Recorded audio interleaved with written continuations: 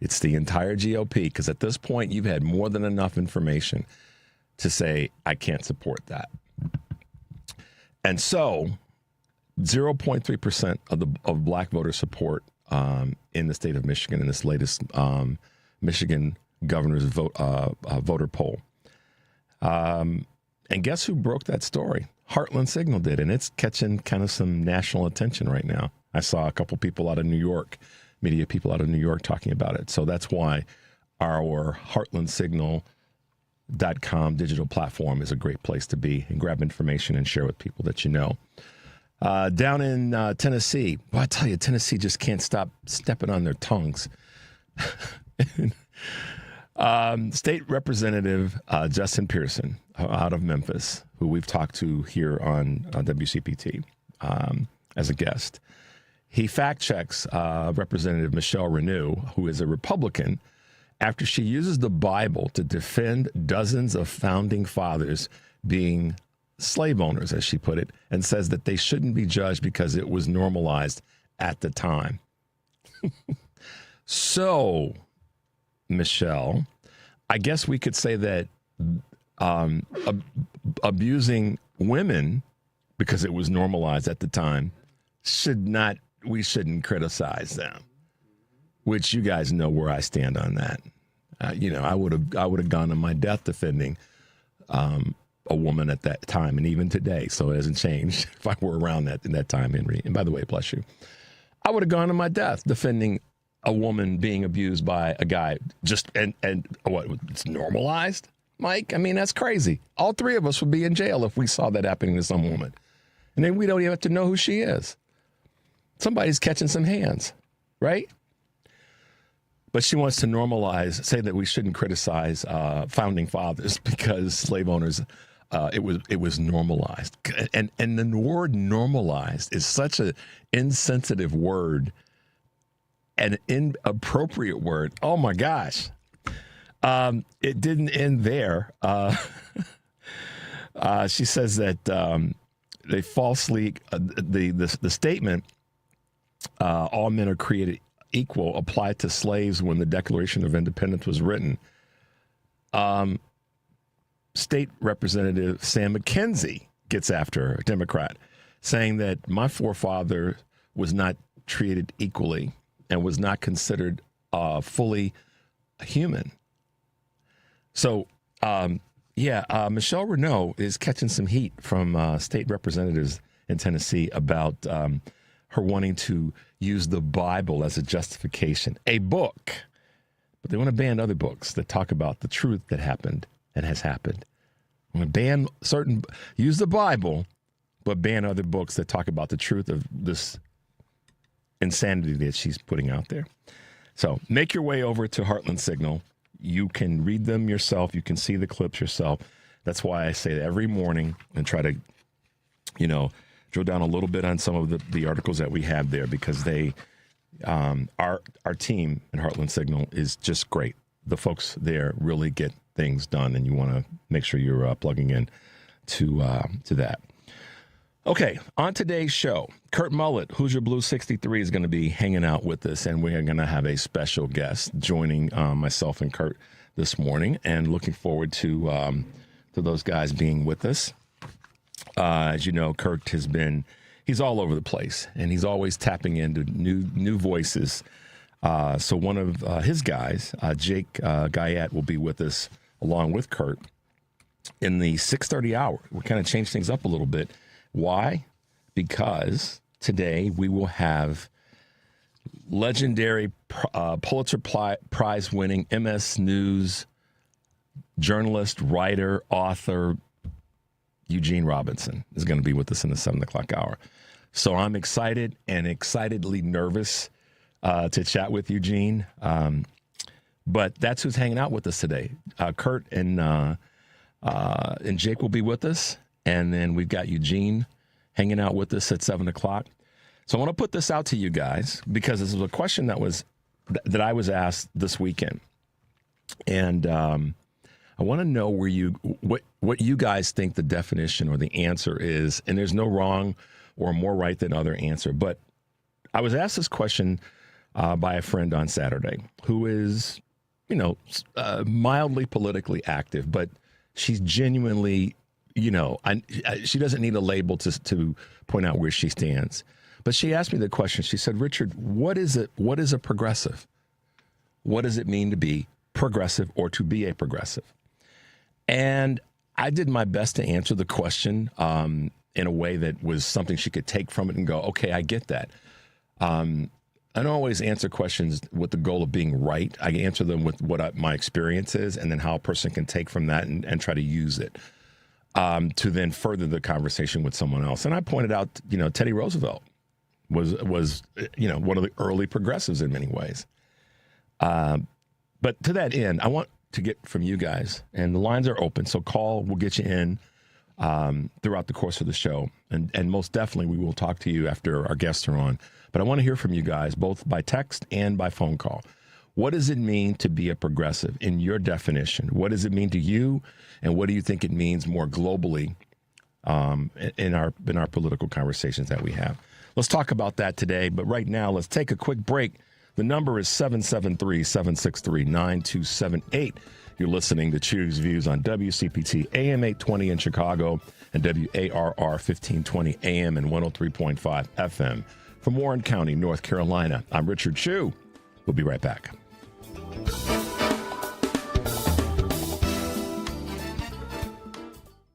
Election night is almost here. Join us for the WCPT Election Night Special on Tuesday, March 17th from 7 p.m. to 10 p.m. hosted by Joan Esposito, Richard Chu, and me, Patty Vasquez. Election Day coverage will start with Joan Esposito, live, local, and progressive, from 2 to 5, and Driving It Home with Patty Vasquez from 5 to 7. WCPT will have reporters all over Chicagoland with updates from state and local candidates' election headquarters. The WCPT Election Day coverage and the WCPT Election Night Special are sponsored by Fazio Insurance, an independent insurance agency serving residents and businesses in Will and DuPage County since 1953. For more information, call Paul Fazio at 815-727-2611 or at fazioinsurance.com. Remember to join WCPT Radio on Tuesday, March 17th, that's St. Patty's Day, by the way, to get the latest primary election news.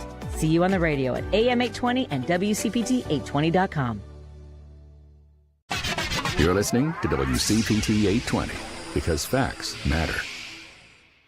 This is Choose Views with Richard Chu. Hey guys, welcome back to the show. I forgot to say this. If you were in the Chicago area or northern Illinois and the upper Midwest, just be careful in your commuting today, particularly in and around Chicagoland area and suburbs. It's raining out. It rained last night, so there might be some puddles in areas and some low areas. Kind of, challenging to see if you're driving, if you're taking public transportation. Like I always say, give yourself a little extra time to get on and off the bus or the train or whatever. If you're taking an Uber, give yourself a few extra minutes. They might be running behind. If you're taking a Lyft, if you're taking whatever, just give yourself a few extra minutes to commute today because we've been dry and nice the last few days. But today it's raining. It's supposed to rain a couple times, and we might get some snow this afternoon. So in the Chicagoland area, please, y'all, be careful in your commutes today. Stepping on, stepping off. You know how I go. Henry, let's hit him with a couple of quick Choose Views news items on this March 11th, 2026. The Federal Appeals Court, and I'm disappointed in this, but I know why it happened. A federal appeals court eliminates the Biden-era SAVE plan. It eliminates this widely used student loan repayment plan. The SAVE plan, which is a Biden-era initiative designed to help borrowers shrink their monthly payments, has been caught in legal battle for years. The federal court's decision overturned a lower court decision that had raised hopes for a revival. Hours before the ruling, 4 borrowers filed a separate lawsuit against the Education Department calling for, quote, immediate debt relief. Over 7 million borrowers are enrolled in SAVE, according to the Department of Education. This just goes to show that, what's her name? McMahon doesn't know what she's doing. Yeah. Linda McMahon? Yeah, thanks. I'm sure that over the years, she's gotten some ease on some of the borrowing and loans and things that they had to do to run their businesses. And was it WWE or, yeah. Anyhow, I might talk to Eugene about that. Small business owners are feeling increasingly stressed because it's, about the economy, of course. Sentiment among the group that dropped in February for the second month, meaning small business owners, in a second consecutive month. The National Federation of Independent Businesses are saying that these are becoming more problematic times due to higher prices and conflict with the Iran conflict. That's their biggest worry. Hiring is at the top of the list of things that they're concerned about, as well as the overall performance of their businesses. The net share of businesses expecting to add jobs hit its lowest level since last May. So there you go. ExxonMobil heads to Texas for better business benefits. ExxonMobil wants Texas to become its new legal home. The energy giant said yesterday in a proxy filing. Shareholders approved the proposal. Exxon would join some other companies that have redomiciled recently in businesses in southern states. Notably, Exxon has been incorporated in New Jersey since 1882, but moved its headquarters to Texas in 1989. So there you go. Why is that relevant? Well, they know that their goal is to try to dodge some of the responsibilities that they have, and New Jersey is a little bit tougher on them than Texas will be. So that's the goal. Anthropic sues Pentagon over the supply chain risk designation. There's the Department of Defense is being sued by Anthropic, escalating its dispute with the Pentagon over the use of artificial intelligence for warfare and mass surveillance. Anthropic filed 2 lawsuits on Monday, one in D.C. and another in California, challenging the Pentagon's decision to label the company a supply chain risk. Last but not least, home sales rebounded a little bit in February as mortgage rates declined. Existing home sales did tick up, boosting and easing in mortgage rates. Home sales rose 1.7% in February from the previous month, according to the National Association of Realtors, and mortgage rates dipped below 6% for the first time since 2022 at the end of February. However, they've already rebounded, which could throw some cold water on home sales during the spring season of 2026. So there you go, guys. A couple of quick items from Choose Views News. If there's anything you guys want me to ask Eugene Robinson, send a text or give us a quick call. We'll try to fit that in, but let us know. 2 questions. The big question is, what does being a progressive mean to you, or you think it means, or has meant to you? And then if you have anything that you might want me to ask Eugene Robinson, then send us a text or give us a call, and we'll try to get that logged into the system. All right, let's talk about some stuff that's happening in our elections. As you guys may know, I'm sure you do, we've been following closely and in strong support of Democrat Sean Harris down in Georgia and his attempt to win the congressional seat in Georgia's 14th congressional district, which is a seat that Marjorie Taylor Greene abandoned.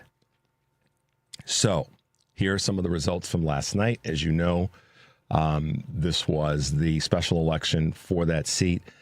And at this point, the numbers that have come in are showing that Sean, obviously, he was the strongest candidate overall, in my opinion. He's the strongest Democratic candidate, most certainly. And the next closest person was Republican Clay Fuller, who kind of just jumped in the race at the last minute and was supported by Trump, or Trump gave him the endorsement.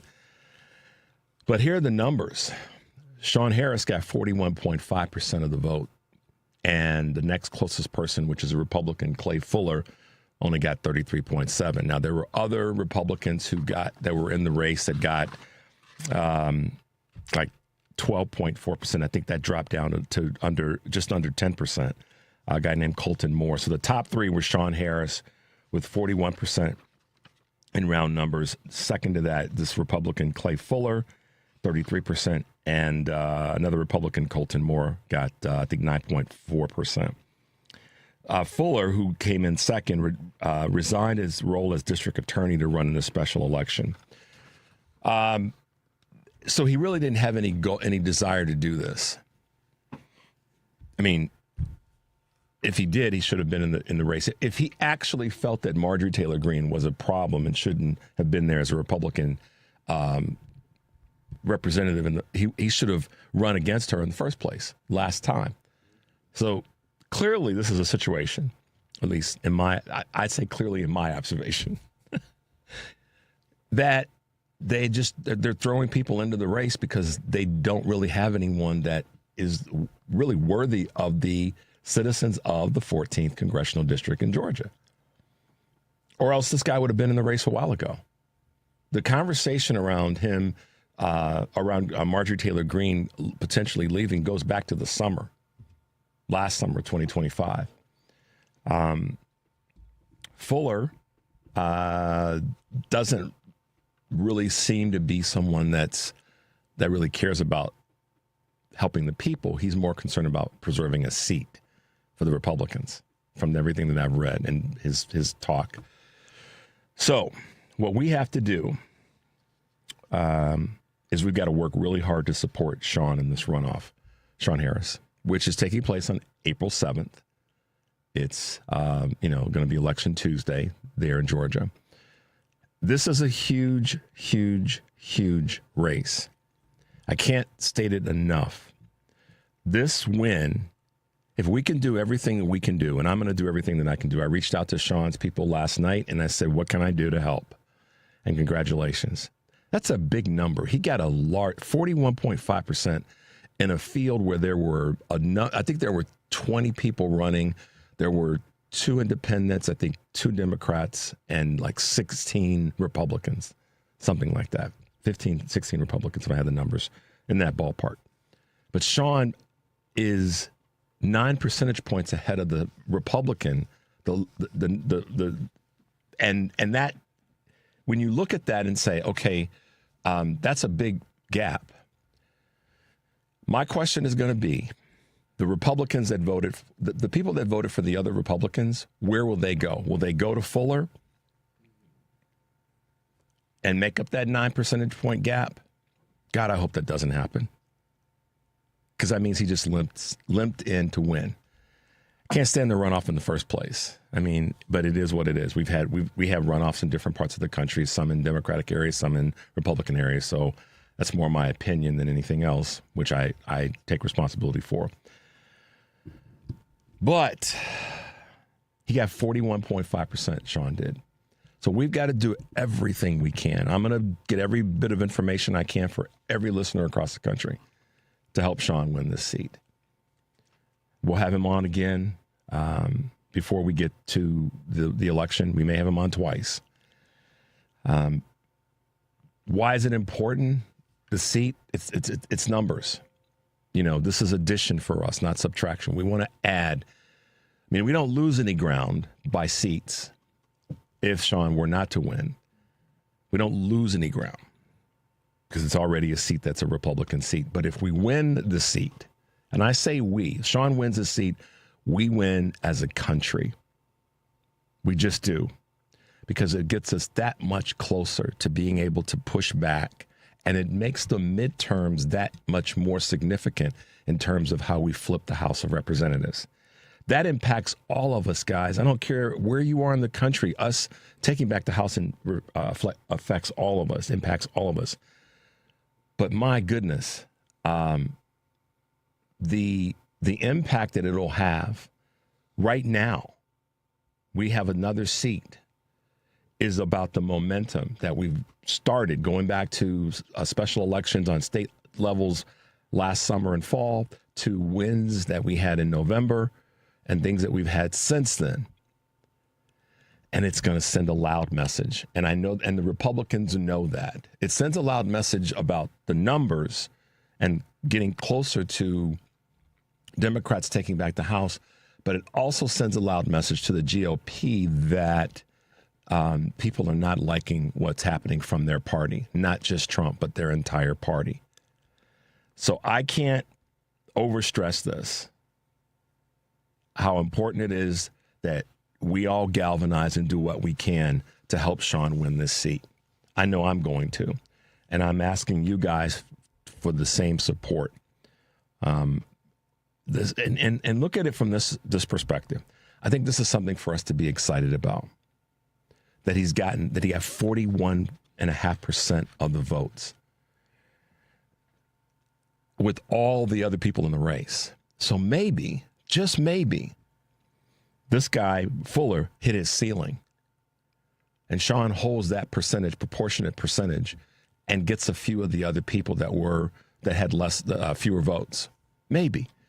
The other part of it is maybe even more people will come out to vote. Maybe more people will be inspired to see that this is a strong possibility. All the above is on the table. So let's do our part if we believe that protecting our democracy, strengthening our where we are right now as a country is important. This is one of the steps that we can take to affect that. Let's take a quick break, guys. The number is 773-763-9278. You're listening to Choose Views on WCPT AM 820 in Chicago and WARR 1520 AM and 103.5 FM from Warren County, North Carolina. I'm Richard Chu. We'll be right back.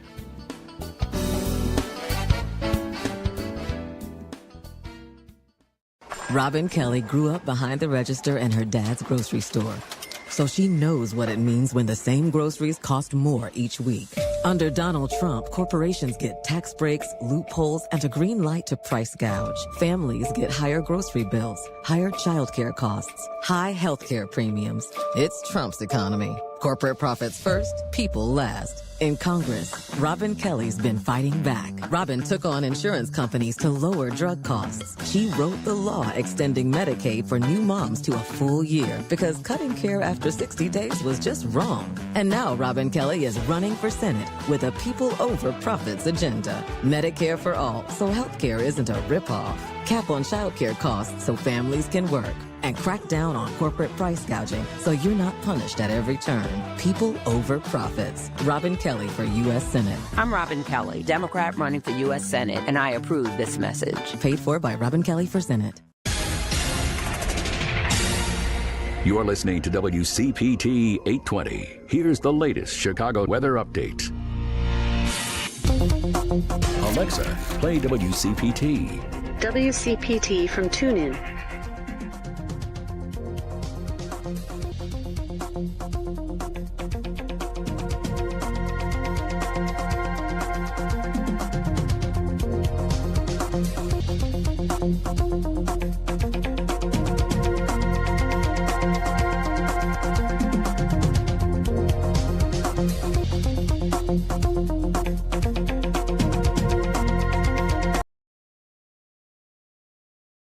The Sports Cubicle. It is our honor to be joined with Justine Siegel. She's the co-owner of the Women's Pro Baseball League. I think the majority of our players will have been women who played with boys and men. A lot of them just have experience with baseball, the same experience that you have. They're just women. So they'll be bringing that with them for better or for worse, but that competitiveness and that desire to be there no matter what. The Sports Cubicle with Mike Mercado, Devin Tingle, Dan Marver, and Paul Shivari. Sunday nights, 9 p.m. on WCPT. Out Chicago. How are you doing, I am Ellen Miller? immersing myself in as many positive experiences, i.e. theater, music, whatever I can do. Look, I keep going back to doing your joy homework. Yes. During this point, joy is a practice. And you have to actively seek out the things that bring you joy. Catch Out Chicago every Sunday, 11 to 1 on WCPT 820.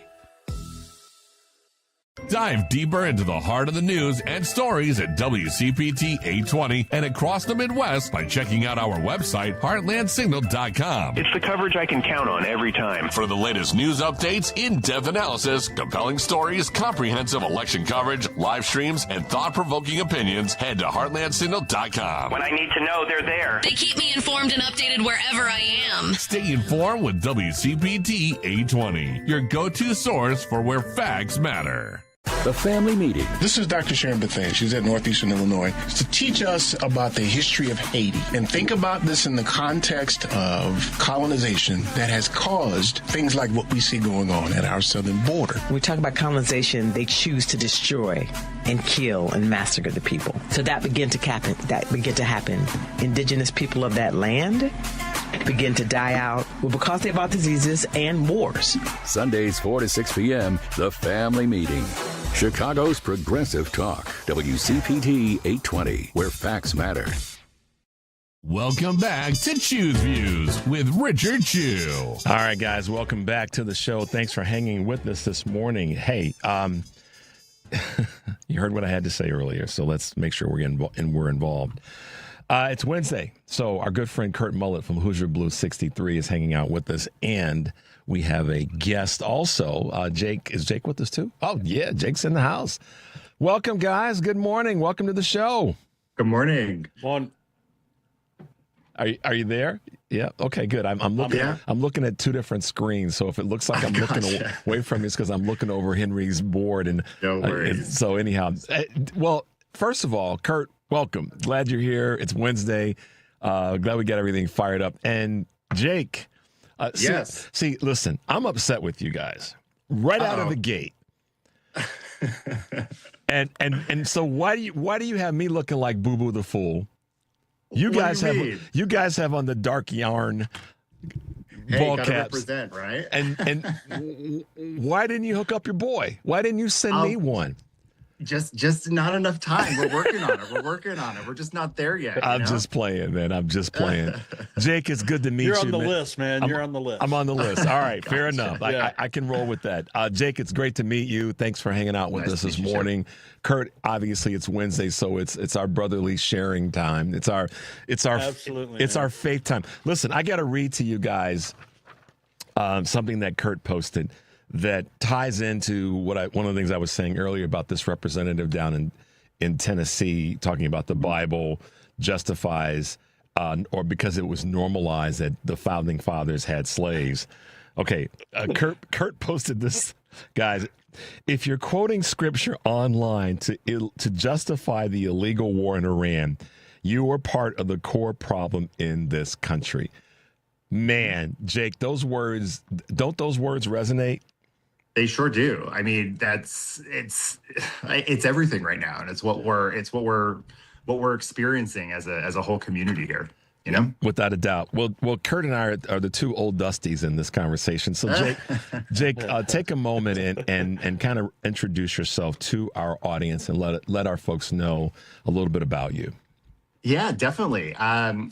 Jake here, and I kind of right now I'm doing two different things in our world. I run the company Dark Yarn, which is the hats that both Kurt and I are wearing, and then I'm also part of a group called the Reasoned Reality Project, which is an Instagram account is originally where it started. Works very much in the civic infrastructure space, and originally was a religious deconstruction account that has expanded into the political space. So we're strategy guys. We look at pragmatic solutions to what we're all facing here and to what we're dealing with as a country and as a world.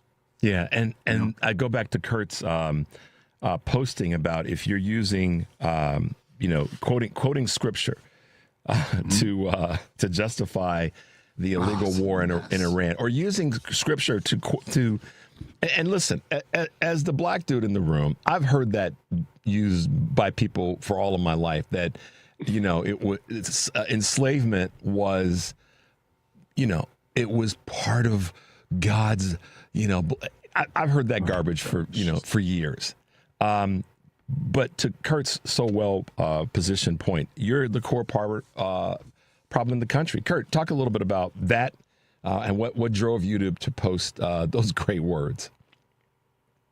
Well, I have a crazy cousin that posted some scripture, so I decided to, throw it back at them. So that's where it came from. But I've also seen it, from other people because there's a movement right now in this country that thinking this is the fulfillment of the scripture and that this is Armageddon and that that's what all of this is about. So I think it's our responsibility, if we're in the public eye, to, as you would know, to speak against things like this and to join movements and organizations that are fighting this and are for equality and DEI and just human rights. And that's one of the reasons that drew me to Dark Yarn. And Jake and I were connected because of the Reasoned Reality Project and my association with Jen from there. And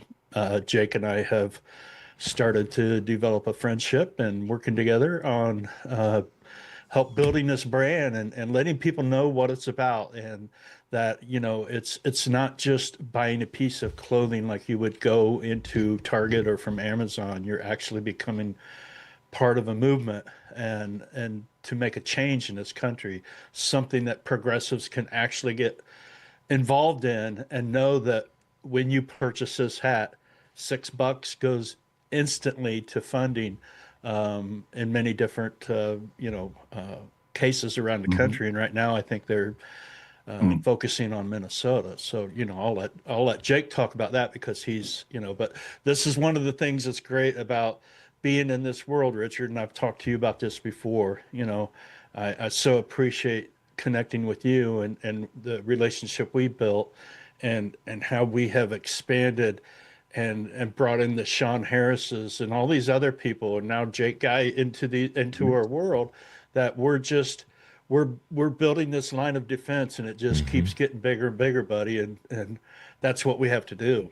And I'm thrilled that Jake's part of it now. So thanks. Well, Jake, I'll let you kind of take it from there. But yes, Kurt, yes, times 10. But Jake, take it from there in terms of what the organization's doing and your comments about what Kurt just said. So, when we look at, a lot of times in the progressive space, we operate from a standpoint of ideology, right? Which is, here's the best case, here's what we want. Here's what we want our political system to work. We want money out of politics. We want, we have so many kind of goals that exist far down the road. They don't exist with what we're handling today. And so, how Reasoned Reality and Dark Yarn came together is we said, okay, well, what are the tools in our shed today, right? What can we do, today, this month, over the next 3 months to try to improve the situation and push back on everything that's going on? And, one of the things that keeps coming up in the progressive space is a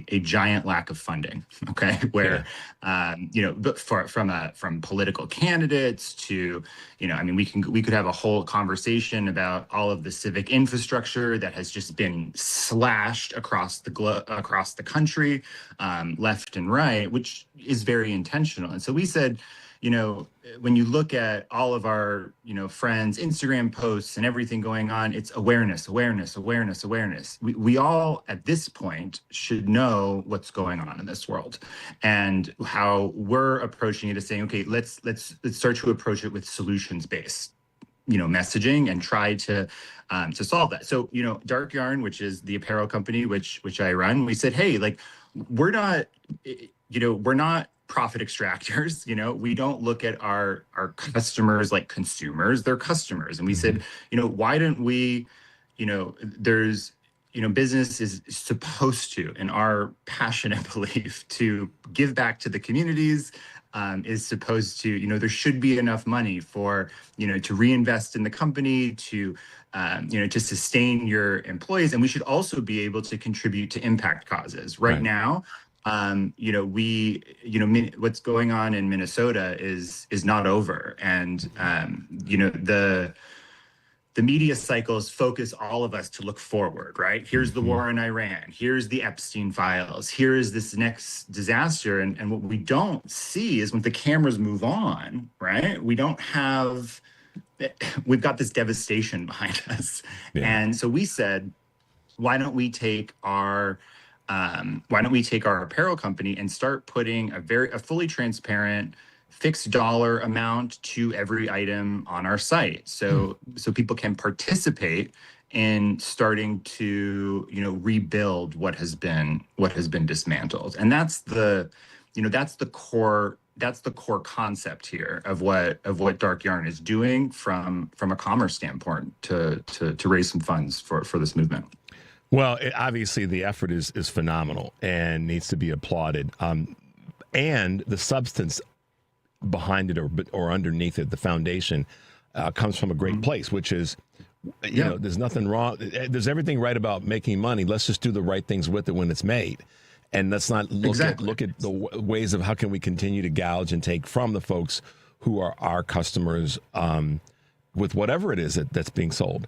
So, but I want to come back to something that you said, Jake, that it reminds me of something that my sister Linda, older sister Linda, reminded me of probably 30, 40 years ago now, easily. Yeah. She said to me, you know, Richard, when someone dies, when someone passes away, everybody kind of rushes to the front of the room to be there and you know, supportive and saying all the things and whatnot in that first, you know, period of time when the person passes away.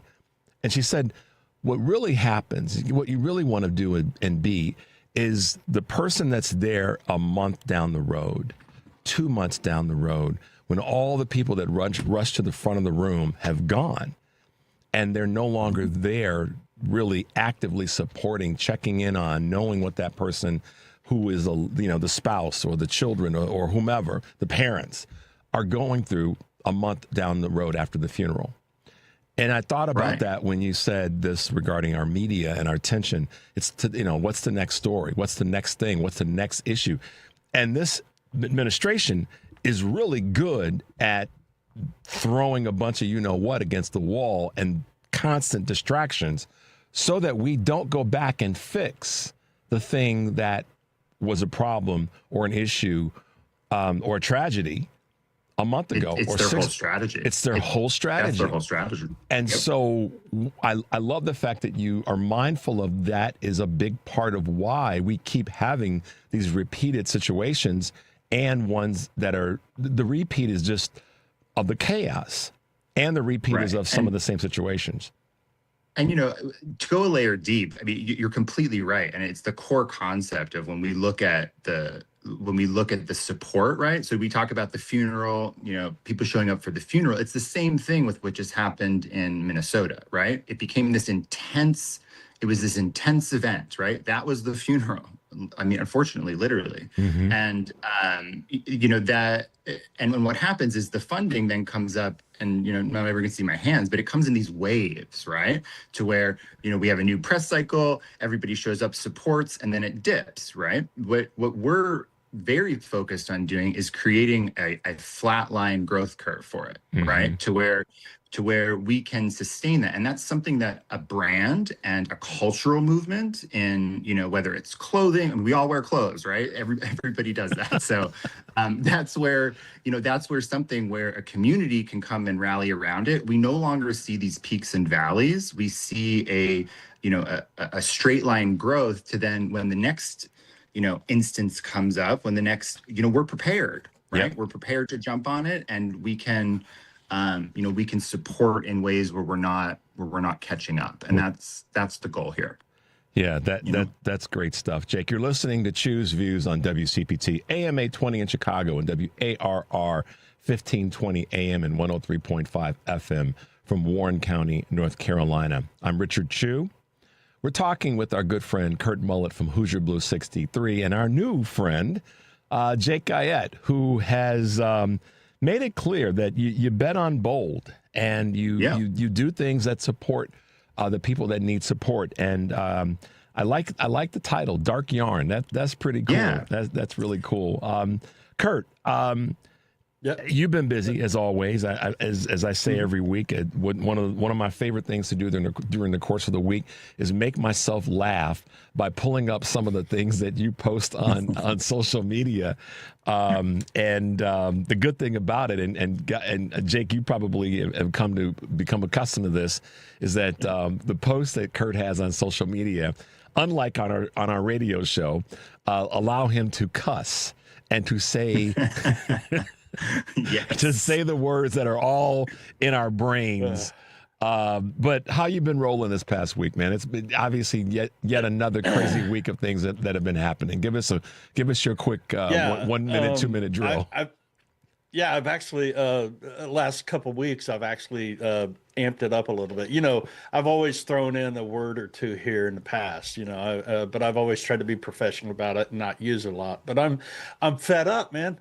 I'm sick and tired of all of this crap. I'm sick and tired of the MAGA of the world just continuously trolling our spaces and saying crap. I mean, you know, just some of the comments of the, you know, the beanie cap that I wear that you've seen, you know, the people saying stuff about it. It's just, I've had enough of it. So yeah, I've had a couple spicy videos. Spicy lately. for And sure. Jake and I've talked about this. It's okay. You know, you need to cuss once in a while, as long as you do it in a, you know, in a positive way. And, you know, it's true that has to be done. And some you know, say some say it's kind of, there's a little bit of therapeutic part that goes there. And I was talking with one of our executives here at WCPT about it, and we're going to lean into this in the weeks to come. And in terms of coping, for some, just yelling it out, getting it out is a form of coping with the stress that's on all of our shoulders. So yeah, you know, absolutely, and that's where you know, the dark yarn thing. I shouldn't say the dark yarn thing, but the dark yarn brand. Yeah. You know, all of us experience dark times in our lives. That's one of the intertwining connections that we have, and it's amazing how Jake and his company have taken darkness and, you know, are turning it into a positive thing, because through our darkness, we do grow. Yeah. Okay. Some of us struggle to grow, but we do grow from it, because it's an experience in our life that changes our path almost every time we experience it. So learning about that from Jake was an eye opener, because it really explained things a lot. The dark, the logo, the knot, all of it. It's well, Jake, to me, it's just an amazing brand. Wouldn't it be fair to say, Jake, and this is yet again one of my great quotes from my sister Linda, that, you know, when you're in the valley, pay attention, because there's a lot of learning in that darkness. And, exactly, and it's, you know, where we are right now is of that, and to Kurt's point, but there's so much to learn. There's so much to pull from this. There's so much strength that we can find. And there's light that comes from looking for other people when you're in the darkness. I don't want to be overly philosophical for folks that are listening, but that is, I think, important for us to all embrace, because it's a way for us to move forward during the crazy times. Jake, and you guys, and you nailed it. I mean, that's the you know, dark is not about color and the brand, right? The darkness is about emotional darkness. It's part of the human experience. We just talked about that. And, you know, when here's like the last layer to it is that, you know, we as individuals, we avoid things that are negative. We avoid the darkness in our lives. And sometimes that can happen for decades, for years, for, you know, for all of these things. But when you take that conscious effort to turn towards it, to confront it head on, exactly as you said, Richard, that's where the solutions are found. And that is our philosophy, and is how we operate. You know, I come from the crisis management world, and that is one of the key principles of dealing with any crisis, which is to you know, be pragmatic, look at the circumstances, and find your solutions and your path to your light, if you will. You know? And partnering is so critically important. I get asked this question a lot, whether it be via text or, you know, in phone calls or emails that I get from folks, you know, about what do we do? What's our way forward? And then I asked this question yesterday, and I'll ask it again today, because I do want to get folks' response. Is what is it going to take, or what are the things, multiple, not just singular things, that it's going to take for us to heal, for this country to heal? And I think, and a number of people have said versions of this.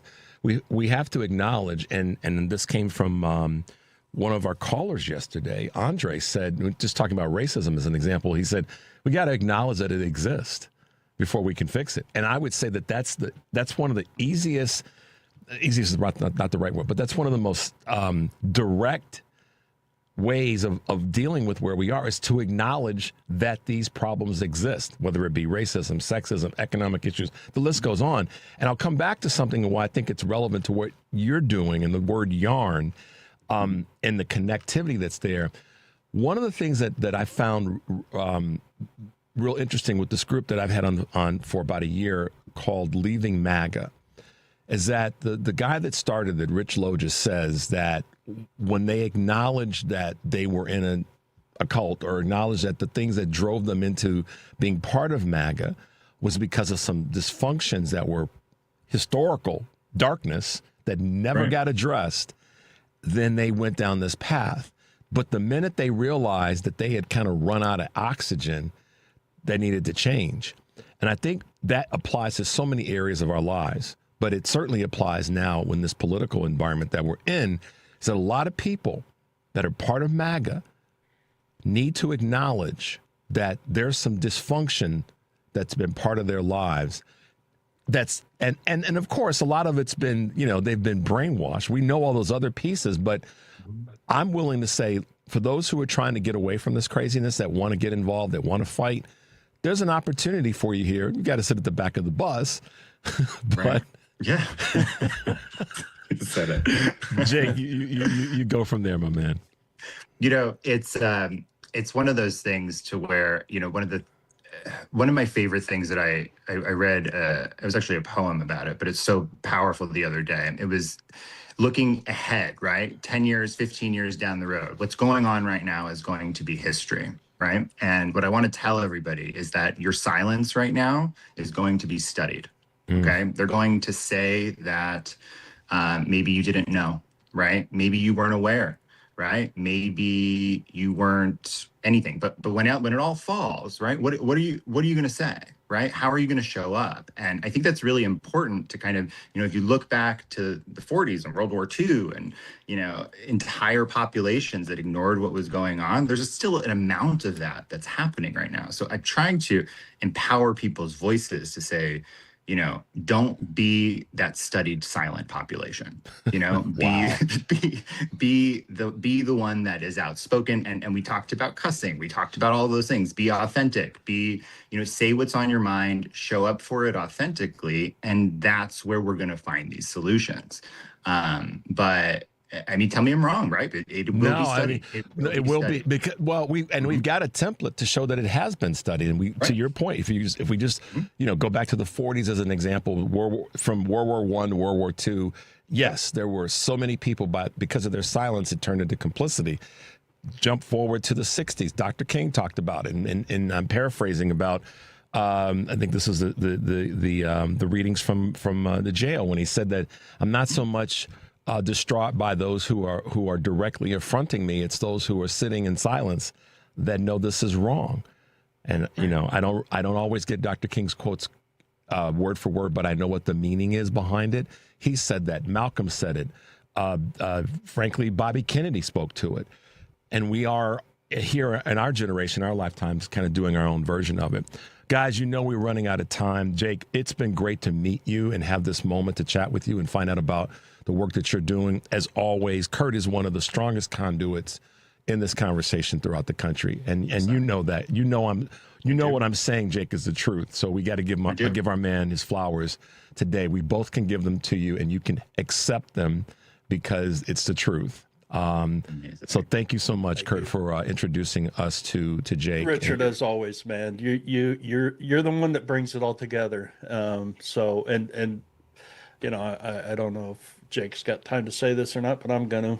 Darkyarn.com, become part of what we're trying to build here. Don't be silent. Make an impact with what you were doing, with what you're saying, and with the money you're spending. So, and Dark Yarn's a great place to do that. So, Jake, we'll have you back on the show again. Please. And we got to lean into helping Sean Harris win this seat down in Georgia, because boy, that would be a tectonic shift if he gets that done. Thanks for hanging out with us today, guys. Both of you. Sean Harris is going to need our support. Thanks for being with us, Jake, and thanks for being with us, Kurt. You guys have a great rest of the day. Stay safe, and we'll talk to you soon, okay?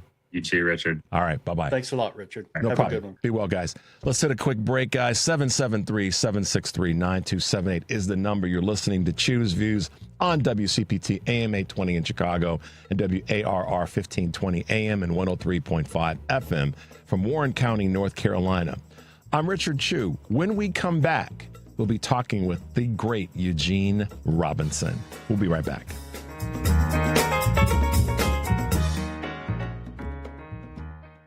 Illinois, we need to be able to trust our next senator. And Juliana Stratton isn't being honest about who she is. Stratton's massive super PAC is funded by the very contractor running the Broadview ICE Detention Center. ICE raids Chicago. Stratton benefits from ICE contractor cash. Juliana Stratton even got caught lying about refusing money from MAGA donors.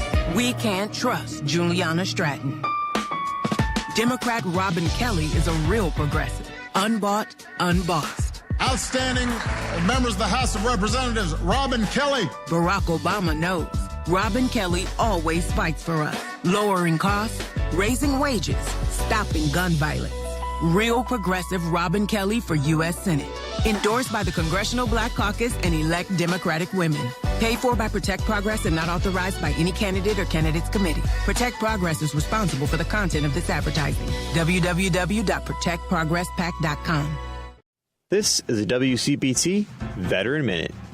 In 1939, when Europe was on the brink of war, a single mother was bringing Jewish refugees into her home, teaching her two daughters to help others when you can and fight injustice. Freddie and Tross Alferstegen took their mother's advice to heart, joining their mother in distributing anti-Nazi newspapers and pamphlets for the resistance, a dangerous act when the Nazis invaded the Netherlands. But with the girls being young, Freddie being only 14 and Tross being only 16, Nazis were less likely to suspect them to be working for the resistance. This is most likely why in 1941, a commander of the Haarlem resistance group to ask their mother if he could recruit Freddie and Tross. Their mother and the girls agreed and were given basic training, and within 2 years the girls were bringing Jewish refugees into hiding, working in emergency hospitals, sabotaging bridges and railway lines, and killing Nazis, sometimes ambushing them from their bicycles. Despite the Netherlands not wanting to acknowledge the girls' achievements, their contributions to helping the Allied powers will never be unnoticed. Amazon Business empowers leaders with smart business buying tools, leaving time to focus on strategy and growth. Free up your teams and focus on your future at AmazonBusiness.com. AP News, I'm Mike Hempton. President Trump says in a social media post there are no reports of Iran planting explosives in the Strait of Hormuz, through which 20% of the world's oil is shipped. The U.S. says it took out more than a dozen mine-laying Iranian vessels Tuesday to help prevent any attempt to close the waterway. AP correspondent Ed Donahue reports tensions are high at sea near Iran. Control of the Strait of Hormuz is also at stake in the Iran war. Iran has effectively stopped tankers from using the Strait of Hormuz, which carries 20% of the world's oil. On social media, President Trump said the U.S. had completely destroyed 10 inactive Iranian mine-laying vessels, and there would be more to follow. A video clip was posted by Energy Secretary Chris Wright, claiming the Navy helped an oil tanker through the Strait of Hormuz. This is White House Press Secretary Caroline Leavitt. I haven't had a chance to talk to the Energy Secretary about it directly. However, I know the post was taken down pretty quickly, and I can confirm that the U.S. Navy has not escorted a tanker or a vessel at this time. The prospect of military escorts could help reduce oil and gas price pressures created by the war. Ed Donahue, Washington. Iran fired missiles and drones at targets across the Gulf, including oil infrastructure in Saudi Arabia and a ship off the coast of the Emirates. Saudi Arabia and other states say they intercepted multiple drone attacks. Officials say several tornadoes have torn through parts of Illinois and Indiana, downing trees and power lines in an area south of Chicago and overwhelming the 911 call center with emergency calls. The Kankakee County Sheriff's Office says a tornado struck down near the Kankakee Fairgrounds before traveling northeast, where it caused extensive damage. This is AP News. The biggest trade of the NFL offseason involving a five-time Pro Bowler has been rescinded. The blockbuster trade sending star pass rusher Max Crosby to the Baltimore Ravens is off. The Las Vegas Raiders said Tuesday night that Baltimore backed out of the trade that was supposed to send Crosby to the Ravens for 2 first-round draft picks. The deal was agreed to last Friday but couldn't be finalized until Wednesday. A person with knowledge of Baltimore's decision told the Associated Press that Crosby failed his physical. The fallout from that reversal could have a ripple effect throughout the NFL on the eve of the new league year. I'm Gethin Coolbaugh. Italy has stunned the United States at the World Baseball Classic, beating the Americans 8-6 Tuesday night. The loss means the U.S. needs Italy to beat Mexico this evening for Team USA to be guaranteed a spot in the quarterfinals. If Mexico beats Italy, the winners will be determined by a tiebreaker. I'm Mike Hempen, AP News. This is 820 AM, WCPT Willow Springs, and streaming worldwide at WCPT820.com. We are Chicago's progressive talk, where facts matter. Now, your WCPT 820 weather update. From the Weatherology Weather Center, I'm meteorologist Jennifer Wojcicki. We'll see periods of rain showers here for today, then possibly mixing with some snow here late. With cloudy skies, temperatures steady early, then slowly falling throughout the day. Breezy southwest winds of 15 to 20 miles per hour, gusting as high as 30. And then for tonight, we'll see decreasing clouds, a low near 29. By Thursday, increasing cloud cover, high around 47 degrees. That's your latest Chicago weather update. Currently, it's 39. Hi, I'm Pat Hines, candidate for Cook County Assessor. Cook County families deserve stability, not confusion and surprises. After 8 years of promised reform, taxpayers are still facing late bills, sudden tax spikes, and ongoing uncertainty. The Chicago Tribune uncovered hundreds of millions of dollars in property missing from the tax rolls, shifting the burden onto you.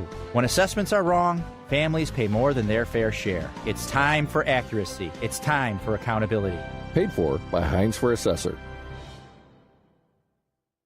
Because facts matter. You're listening to WCPT 820. Richard Chu's got his eyes on the truth. And you're right where you need to be. This is Chu's Views. All right, guys, welcome back to Chu's Views, 773-763-9278. So I told you guys I was nervous. I was excited, all kind of rolled into one because our next guest is just legendary. Columnist, former associate editor of the Washington Post. You've seen him so many times on what used to be MSNBC, now MS News. Pulitzer Prize winner, a brother from South Carolina, Orangeburg, South Carolina. Eugene Robinson, good morning, sir, and thank you for being with us this morning. Good morning, Richard, and good morning to Chicagoland. Yeah, well, folks from all over the country know who you are. They know the work that you've done, and I'm honored to have you on the show. You, I saw a few weeks ago your new book, and I said to one of our producers here, I said, we've got to get Eugene on this show to talk about the book, but also just to kind of get your perspective. I know that your windshield of observation is broad, and we so appreciate all that you've done over the years and all the fights that you've been in and the informative work that you've done to keep people plugged in. And, you know, that thunderous voice that shows up on MS so many times to kind of bring us to some sensibilities about what's happening. But just kind of give us a quick, you know, when you sit back and kind of put your finger to your temple and go, man, what are your observations right now, Eugene, as to where we are and what's going on? That's what I do. I put my finger to my temple and I go, man, where you know, how did we get here? Like, this was not in the script at all. So, you know, this is crazy town. We're in the time of crazy town, where all the rules of politics and government, international affairs have been overturned. You know, our political life has been dominated for the last decade by Donald Trump. How did that happen?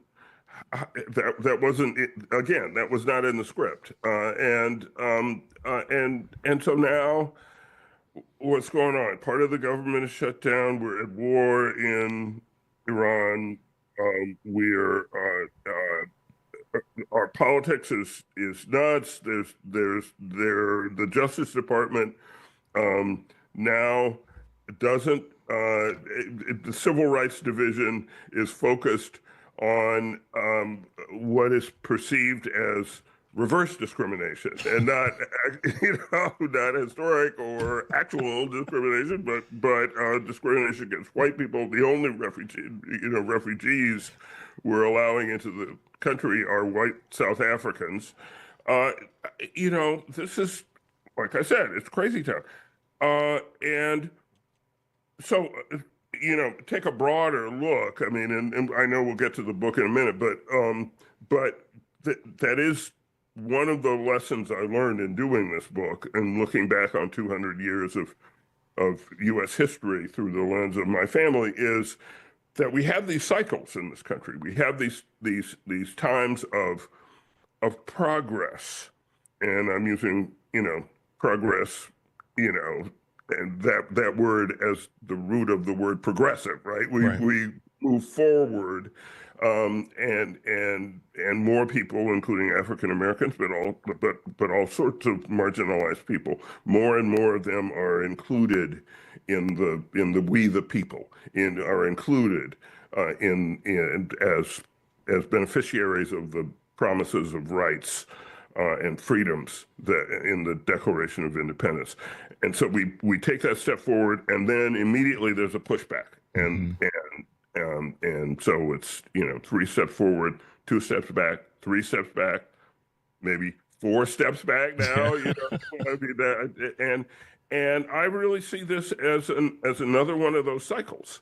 It's not a coincidence that after the election and re-election of the first Black president of the United States, immediately comes the election of Donald Trump, who promises to take the country back, specifically, explicitly, make America great again, make it like it used to be. It used to be not as diverse. It used to be not as respectful of the rights of not just African Americans, but Latinos and LGBTQ people, women, and that's what he wants, and that's what he's trying to do. It's his sort of larger project. There's some bright spots that when we talk about progress, they're out there, and they're very bright spots. I mean, I'll just go kind of in a quick reverse order. Most recent occurrence. Sean Harris down in Georgia performed extraordinarily well last night with 41.5% of the vote. And there were a bunch of Republicans. There were, I think, 16 Republicans, 2 independents, and 1 Democrat that also ran. And his next closest competitor was at 33 point something percent. So let's call it 34-41. It's a 7% difference. And so that's a bright spot because northeastern Georgia is as red as a stoplight. And I'm hoping, I want to get your take on this. I'm doing everything I can. I've had Sean on the show a handful of times, and I'll have him on again before the runoff in April. But tell us what your thoughts are about, one, his movement, the greater movement of some of these upside progressive things that are happening, and then what do you think it might take for him to actually win this seat in the runoff in April? Well, first of all, congratulations to Sean. He's a great candidate, and he figured out how to run in that district that is, as you said, redder than the stoplight. It is a Trump plus 30 odd district. Marjorie Taylor Greene represented that district, and she, even though she's now split with Trump, she's as sort of far to the right as you could get. So number one, I think the result last night, it reflects a kind of disarray inside the Republican Party. Again, there were like 16 Republican candidates, or I don't even know how many. They split the Republican vote, and Sean Harris, he consolidated the Democratic vote, but he went beyond that. I mean, 41 point something percent. You would not expect him to finish first, even in the sort of, what they call a jungle primary, where everybody, or a race, right, where all these candidates were there and the Republicans split the vote. Still, that was an amazing performance. Yeah. And so, again, what that tells me is that our assumptions are, we should put those aside. We should sort of look at facts and put assumptions aside. So I don't think it's impossible for him to win if he runs as smart a runoff campaign as he ran in the running up to the election yesterday. Right. I think it is an uphill climb for him because there are more Republicans than Democrats, a lot more in that district. There are a lot more conservatives than progressives in that district. However, he obviously got some of those people to vote for him yesterday. He did. Yeah, he did. And so let's see how it works out. Georgia right now, sit here, represented by 2 Democratic senators, right? I know. We can't get a Democratic governor across the finish line. I know. But we've got two U.S. senators representing the state. Maybe, I have to remain hopeful. Part of being of a progressive mind or being one that wants to see progress for all people, all of us, not to be kumbaya, is that I remain optimistic and forward thinking about what could happen. And so, if we got 2 U.S. senators from the state of Georgia, maybe we could pull off the miracle of getting this particular district in the hands of somebody that's going to get the job done. It would be amazing. It'll be interesting to see, for example, what role Marjorie Taylor Greene, represent that district, plays in this general election. What's she going to do?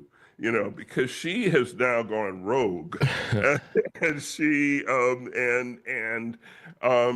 not a traditional conservative. She's very far to the right. She's so far to the right. She's touching the left. Circle. See, I've said that before. People think I'm crazy. No, it's true. It's true. Some of the craziest far right, they come all the way in the circle and adopt positions that you and I might think are progressive. Yeah. I mean, I saw an article last night, a quick one on social media, about what would happen if Marjorie Taylor Greene came out and supported Sean Harris. That would be kind of wild and crazy. But there's going to be a ton of money thrown at this race now. I mean, money's going to come from a whole bunch of places to support this guy who did come in second. But I'm hoping, and his name is, Clay Fuller. I'm hoping that that Democrats, Republicans, and progressives that know the importance of this seat numerically in Congress will step up and do the thing that's right. Every seat is key. I mean, there is theoretical. The Republican majority of the House is more theoretical than real at this point because it was like 3 seats and they keep losing people, and it's unclear to me that it's a working majority. It's actually not a working majority. Here's what it's one more thing on that election. My question is, so what is Clay Fuller? What position is he going to take on the Epstein files? Yes. Right. If he, in order to stay in good with Trump, if he takes the position that there's nothing to see here, the administration is doing fine, then Marjorie Taylor Greene, that is one thing I know could push her completely over to the other side and say, at least Sean Harris is saying, get everything out. That's what needs to happen. And so that would make it really interesting. Wow. That's why we talked to Eugene Robinson. You're listening to Choose Views on WCPT, AM 820 in Chicago, and WARR 1520 AM and 103.5 FM from Warren County, North Carolina. I'm Richard Chu, and we're talking with Eugene Robinson. The name rings so strong in journalism and in news. And lately, he's decided, I guess it's time for me to write another book. And the one that's his most recent one in Freedom Lost, Freedom Won, he talks about a story that it's personal to me because it's my family story too, as a black man in America. And it's Eugene's story. It's so many other African Americans' story, but it's also part of our American history. I've been saying this for years, and I know you have in many ways, Eugene. Black History, which was last month, Black History Month, is American history. But tell us about Freedom Lost and Freedom Won. Well, so back up and tell you how this book got finished and why it's out now. I left the Washington Post a year ago when the owner Jeff Bezos decided to swing the opinion pages to the right. And so for a couple of weeks, I wandered around and didn't know what to do. I didn't have a deadline. Like, what am I? Who am I? And it actually took me like 2 weeks to just snap out of it and say, hold it. You've been working on this book for 4 years, and you're almost at the finish line. And your publisher, Simon & Schuster, they're like tapping their feet and say, sure would be nice to have that book done. And so that's what you're gonna. That's what you're gonna do. That's the first thing you're gonna do. So that's what I have done. But the book really started many years ago when I was a kid. I grew up in Orangeburg, South Carolina, in a house that was built by my great-grandfather. And he was a pack rat. He saved everything, all his papers. And so there was all this documentation, all these photographs, all this stuff. So I knew that. I knew he'd been a prominent Reconstruction era guy in South Carolina. I knew he had this documentation, and I knew that his father, my great-great-grandfather, this is all on my mother's side, had been enslaved and had somehow freed himself before the Civil War in Charleston, and So I knew that there was a story. I knew there was all this documentation. I wrote a piece about the house in Orangeburg where I grew up and that had been in my family for a long time, way back in the 80s in the Washington Post, shortly after I came to the paper. And when that piece appeared, everybody told me, well, this is a book. And they were right, but in the intervening like 40 years, life intervened, and I got another job, and I became an editor, and I had a fellowship, and ended up going to, becoming a foreign correspondent, and then I was an editor again, and and then finally became a columnist. It really wasn't until the pandemic. It was about 2020. When we all went inside, and metaphorically we went inside, and I had brought a few things from the house, a few of my great-grandfather's papers, and I started looking at them again. I said, I think this is a piece, I think this is a story. It's a story that I should tell. I felt a responsibility to tell it because I had this unusual documentation, and I thought this is a time to tell it. And at the time, remember, we were at the end of the first Trump administration, and I was trying to figure out, like, what the hell is this? What is, I was trying to just Obama, then Trump. That dissonance was driving me crazy, and I thought that maybe there were some clues in history. And so that's how I launched on the project. And then, of course, you start a book project, and I had all this information. I would fly down to South Carolina with an empty suitcase and come back with it full of papers. But I and then sort them out and see what the story is that they told. And I realized quickly that, number one, the story told about these cycles of progress and being and then having it taken away. Freedom lost, freedom won, over and over again. And at the same time, I also saw that there was a lot more research I had to do. I had to flesh it out. I had to. There were a lot of documents, things that I knew had happened in the past, but I was able to find documents to pin them down. There were a lot of family stories that had to be checked. The old saying in journalism: if your mother says she loves you, check it out. So, I checked out everything, and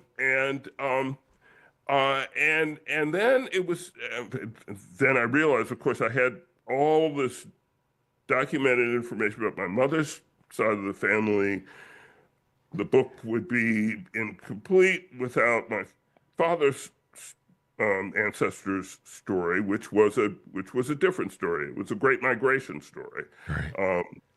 Great Migration in both directions, and so that's how it sort of came together, and I was so heartened to hear you say what you said, just to introduce this conversation, that number one, Black history is American history. Absolutely, that's all it is. There is no American history without Black history. And number two, the heartening thing about this book, the thing that has really touched me and at times reduced me to tears, is when I do a book signing or something, and African Americans come up and they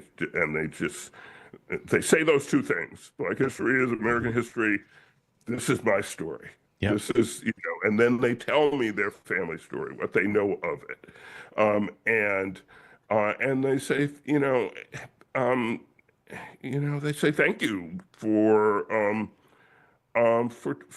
telling the story. I and that makes me feel great, because I feel it was kind of a responsibility that's a great, but it's a heroic story. It's a great story. That's a great word to use too in this, Eugene, not to cut you off, but it's a responsibility, and that with that responsibility, I think comes a certain amount of excitement, because you do feel like when you take on something that's going to be beneficial to people, it does kind of push you to work a little bit harder, to do a better job, and to check all the boxes. And to your point, in terms of verifying things, because in the process of doing that, it's exciting. You get to go, oh my gosh, I didn't know this, and wow, and how great they were, and that story is true, or that story wasn't quite fully true. But the responsibility piece is so great, because you then know that the people, that the end user, the reader, is going to be enlightened, and they're going to be inspired. And I say this often, Eugene, and tell me what your experience is. And we may run over a little bit time-wise, but I hope you can hang out with us a little bit. One of the things that I think is so great about the statement, Black history is American history, is that you, like me, and you've done it long, you've been doing this for such a long time, and I mean that with all due respect. I'm old. It's okay. The impact of our white brothers and sisters, our Caucasian brothers and sisters, is sometimes astonishing when they read something and go, really? That actually happened, or that's a story? Because, we glorify a lot of things that happen that are cultural, but sometimes when you get below just the sort of the glorification level of it, and into the depths of it, and how things happen and what people did, that's where I say that Black history is American history, because of the things that it just bleeds out into and touches and impacts so many people's lives. Does that make sense? No, that absolutely makes sense. And it is, number one, Black history is it's really one of the fundamental and necessary strands of American history, without which there is no American history without which there is there's not this country. There is maybe a country here, but it's a very, very different place. And you can argue, and I think I would argue if this were, if the subject were Black history writ large, that it's actually the quintessential American story just very quickly, because I want to be respectful of your time. No, but we're good. My wife, Avis, who passed away a couple of years ago, was an extraordinary person who she's an artist. That's one of her paintings behind me there. And she was also a collector, and she collected African-American historical artifacts and documents, and put together quite a large and I think important collection. And one of the first things she collected, she found it in some dusty antique store, is a document from recording the sale of a Negro girl and her child in Rhode Island, and the year is 1776. And so years ago, we lent this to an exhibition. It was before the Smithsonian African American Museum opened.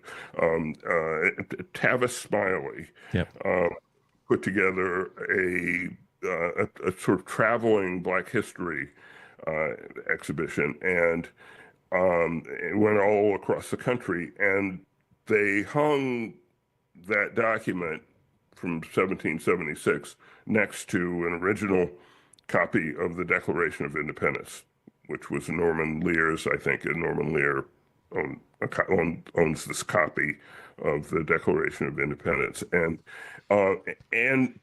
that is, I think that's the central question of American history, right? You have these two things that happen in 1776. You have Thomas Jefferson, slave owner, saying all men are created equal, endowed by their creator with unalienable rights, life, liberty, pursuit of happiness. And you have a young woman and her son being sold in Rhode Island, not down in, not South Carolina. This not in Orangeburg, South Carolina, right? Was legal in practice in all 13 colonies at that time. And so, the central, to me, story of American history really is trying to bridge the gap between those two documents, right? How do you make this one true when that one is happening? And fought a civil war over it,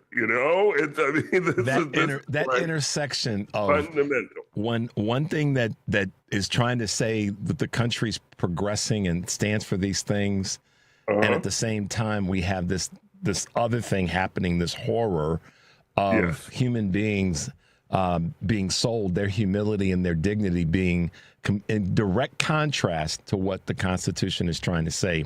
One of my callers yesterday, because I asked the question about how do we heal, he called in and he said, Richard, one of the things that we have to do is we have to stop lying to ourselves. The Constitution is one thing, the Bill of Rights is another. And white guy from the suburbs of Chicago said, we got to stop lying to ourselves. We have to stop lying about our history. We have to really deal with and acknowledge that these are the ills of our country, because in doing that and acknowledging that and having that sort of self-diagnosis, we're then able to build on that and actually go forward. And I thought he was spot on. His name is Robert. So shout out to Robert from Gurnee. I thought he was spot on in that assessment. Well, Robert is absolutely right. And guess what? History happened. I mean, it happened. And despite the fact that there's now an administration, a White House that wants to erase, forget, obscure a lot of that history, lest it makes some people uncomfortable. That's appalling, but it's also absurd because history doesn't go away. It really doesn't, and you could, so a lot of it has been ignored for too long, and maybe people will, try to ignore it some more, but ultimately, it's there. It happened. It made us who we are, and it shapes our present. It shapes our future, and so it's not going away. No, it's not, and neither is Eugene Robinson, Pulitzer Prize-winning writer, author, just a cool dude. Latest book, Freedom Lost, Freedom Won: A Personal History of America. And there's one, so y'all go get the book. Eugene, tell folks how they can get the book. First we do that. Then one more thing I want to say before we wrapped up. It is on sale wherever you get your books. Okay. Look for the title and then go get the book. Eugene, yes, right. And if it's not there, tell them, well, we order some. Right. There's also an audio book, which I read. My previous books, I didn't read the audiobook, but I didn't do it. But this one was so personal and about my family and this and that I did it. And of course you can buy it electronically at Kindle or whatever. Got it. And so and I hope people. I'm really gratified by the reaction that I've gotten so far. I really thank you for your time and attention. I hope people like it. The greatest thing about doing a book is if when you finish it, you decide that you kind of like it, and then which doesn't necessarily and I kind of like this one. I don't when I read it, I don't feel, oh, I wish I had done this or I wish I had done that. I think it's worthwhile. So. Absolutely. Eugene, thanks for being with us. I would love to have you back again in the future. We'll figure out how to do that. I'd love to come back. This was a great conversation. And one last thing I want to say to you, I'd be remiss if I didn't say this. Happy birthday tomorrow. Oh, dude, thank you so much.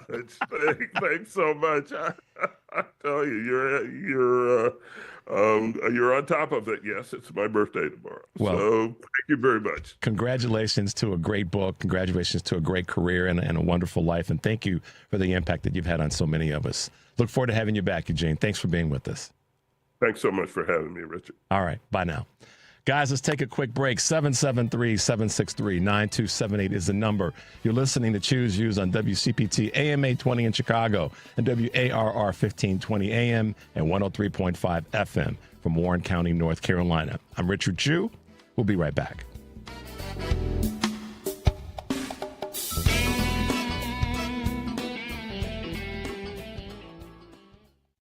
Robin Kelly grew up behind the register in her dad's grocery store. So she knows what it means when the same groceries cost more each week.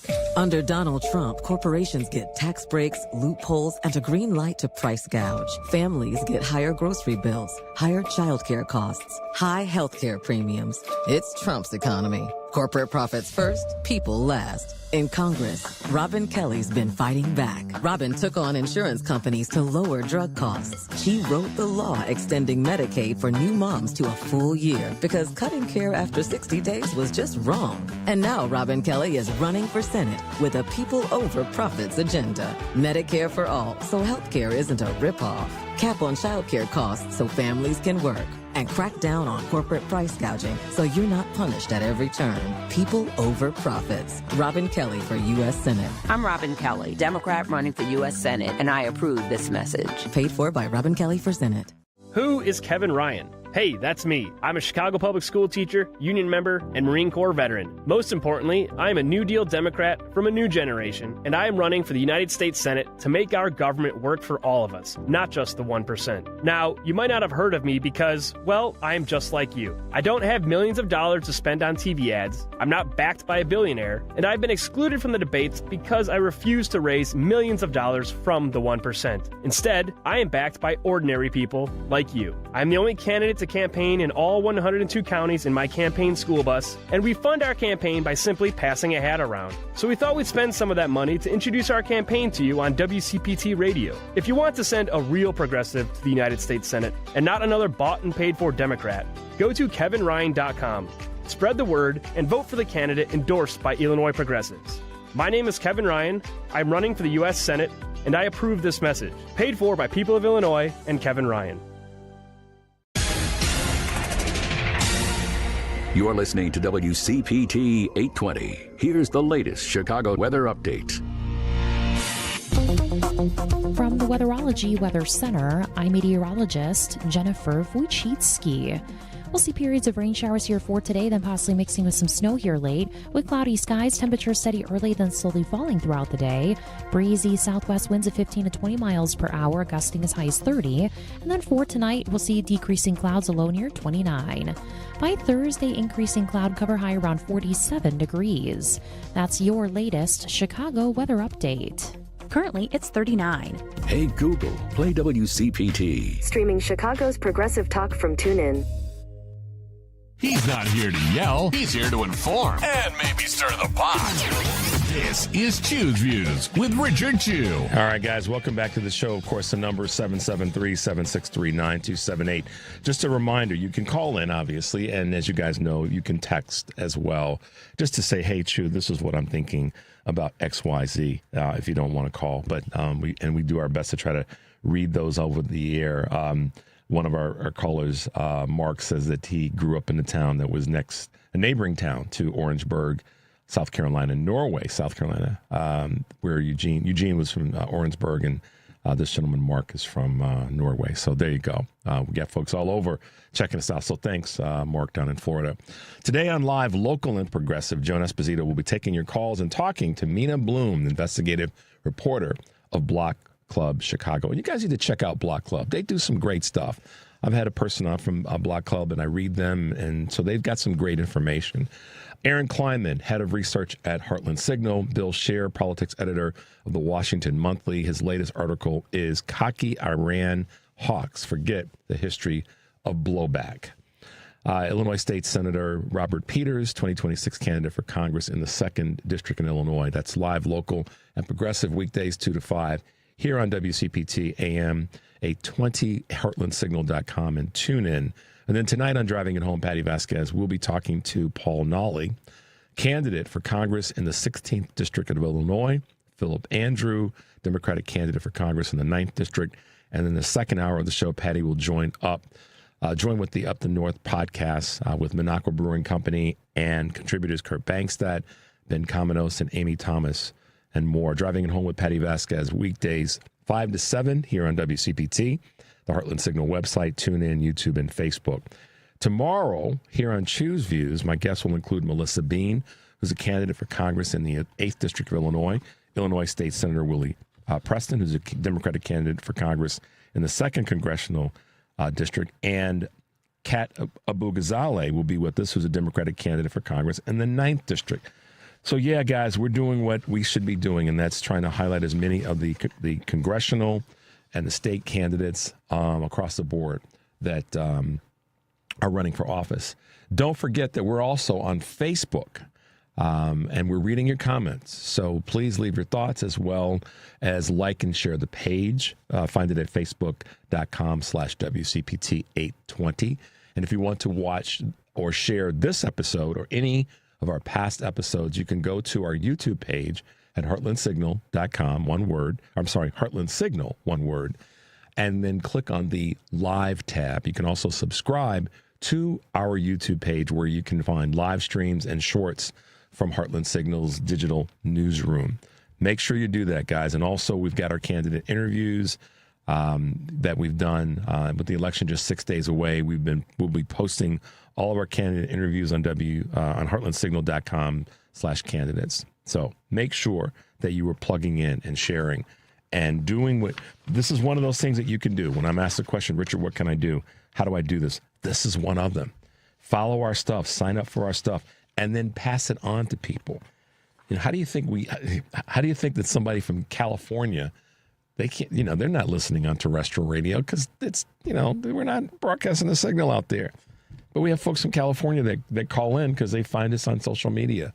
And that's because it got passed on and then passed on and passed on. So do your part and reach out, go to the sites and then pass on. That's what I'm saying. And I say it a lot because it's important that we do that. That's one of the easiest things that we can do. And also make sure to pay attention to next week's election night special. Joan Esposito, Patty Vasquez, and I will be hosting. That's Tuesday the 17th from 7 to 10 p.m. Make sure you are tuning in. We're going to keep you posted and updated as to what's going on in and around the Metroplex and the elections that are taking place, not only here in the Chicagoland area in terms of our congressional districts, but as well as throughout the rest of the state. So plug in the WCPT. It's the place to be. I like that. We got to cut that, guys. WCPT. It's the place to be. We're going to cut that tomorrow after the show. I'm going to sit down. We're going to run a couple of things, and we'll put that as a new promo for us. But there you go. Boy, I tell you. Eugene Robinson. Wow. I said to Henry during the break, and we went over a little bit, but he and I could have talked for a while.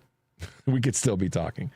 And with the history that he has in this business, I think it's appropriate to give him a little bit more time to talk about what he's been working on and what he's done. And yeah, he did lose his wife a couple of years ago, and then to have what happened at the Washington Post happen. He's been through a couple things in the recent years, but what he's done is come out on the other side and said, I've got something to contribute. I need to make sure that I am doing it. And this book is really, it's awesome. I've read some pages from it already, and that's why I said it reminds me of much of my family and so many other families that are folks that are descendants of enslaved folks here in America. 773-763-9278 is the number. You're listening to Choose Views on WCPT AM 820 in Chicago and WARR 1520 AM and 103.5 FM from Warren County, North Carolina. I'm Richard Chu. We're going to take a quick break. We'll be right back, and we'll maybe grab a call or two. We'll be right back.